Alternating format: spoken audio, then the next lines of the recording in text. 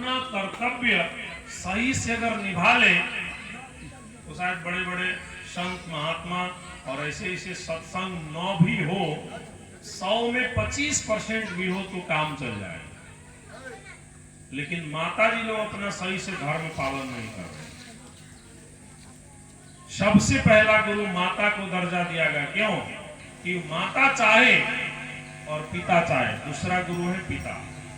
अगर माता पिता चाहे तो अपने पुत्र को वो मंदिर भेज सकते हैं, और अगर वो चाहे तो मदिरालय भेज सकते हैं। ये माता पिता में निहित होता है।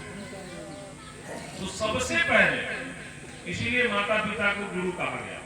आप बहुत सारे कथा चर्चा सुने होंगे। भक्त प्रहलाद की कथा आपने सुना होगा। जब हिरण्यकशिपु तपस्या करने के लिए चले गए तो कयाधु को जब इंद्र परेशान करने लगा तो नारद जी के आश्रम में चले गए, और एक क्रूर, एक दैत्य, एक राक्षस से के संयोग से भी कयाधु ने एक सुंदर और बहुत निष्ठावान एक भक्त को जन्म दिया जिसका नाम था प्रहलाद। ये केवल कथा के रूप में नहीं सुनी, ये कथा नहीं है, इसे हमें जीवन में उतारना चाहिए। न जाने कितना बार टीवी में, मोबाइल में और सत्संग कथाओं में आपने सुना भक्त चरित्र, प्रहलाद चरित्र, लेकिन सुन सुन करके हम सुन हो गए, उसको अपने जीवन में उतारे ही नहीं। गांव घर में अभी भी कोनो माता जब गर्भ धारण करे लालो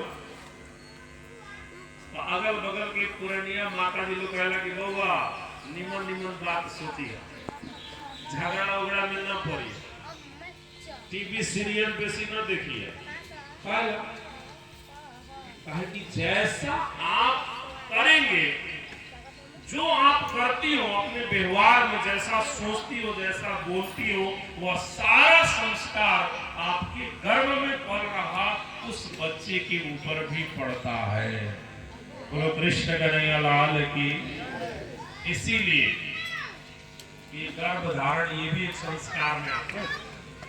और जब भी गर्भ धारण कोई माताएं बहनें करें, उन्हें बढ़िया सोचना चाहिए, उनका मन परमात्मा में लगना चाहिए। कयाधु दिन रात नारद जी के आश्रम में रह करके परमात्मा की महिमा सुनी।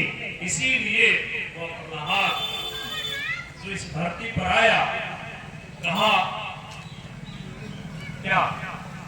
मिलता है सच्चा सुख केवल श्रीराज तुम्हारे चरणों में, मिलता है साचा सुख केवल श्रीराज तुम्हारे चरणों में।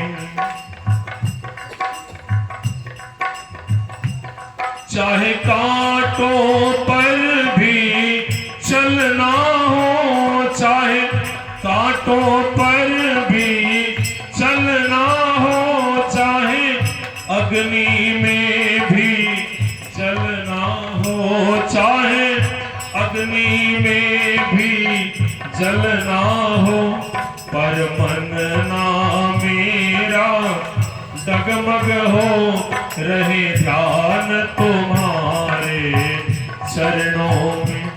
मिलता है साचा सुख केवल श्रीराज तुम्हारे चरणों में, मिलता है साचा सुख केवल श्री राज तुम्हारे चरणों में।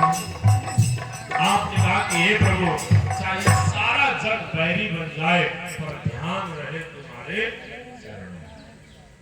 पिता ने बार बार मरवाना चाहा, पहाड़ के ऊपर चोटी से गिरा दिया, मर जाए तेरे जैसा। जो अपने पिता के ही खिलाफ हो, कभी हाथी के पांव से दबाना चाहा, कभी जहर पिला दिया, कभी काल कोठरी में बंद कर दिया, अनेक उपाय किया, लेकिन मार नहीं पाया। ऐसा कष्ट देने के बावजूद भी भक्त प्रहलाद जब भी अपने पिता के सामने गया तो ऐसा नहीं कि पिताजी हमको गाली देते हैं, पिताजी डांटते हैं तो हम भी उनका कहा न माने, उनका सम्मान न करें। जब भी पिता के सामने भक्त प्रहलाद जाते हैं, दोनों हाथ जोड़ करके प्रणाम करते हैं, अपना कर्तव्य निभाना कभी नहीं। ये धर्म सिखाता है। भक्त प्रहलाद हिरण्यकशिपु के सामने जब भी गए, आपने अपना कर्तव्य निभाया। तो ये माँ के गर्भ से ये संस्कार बनते हैं। नैका टोला में हम कहे थे, संस्कार मतलब क्या? संस्कार मतलब क्या होता है? आपकी आदत ही आपका संस्कार है। अगर आपके अंदर बढ़िया आदतें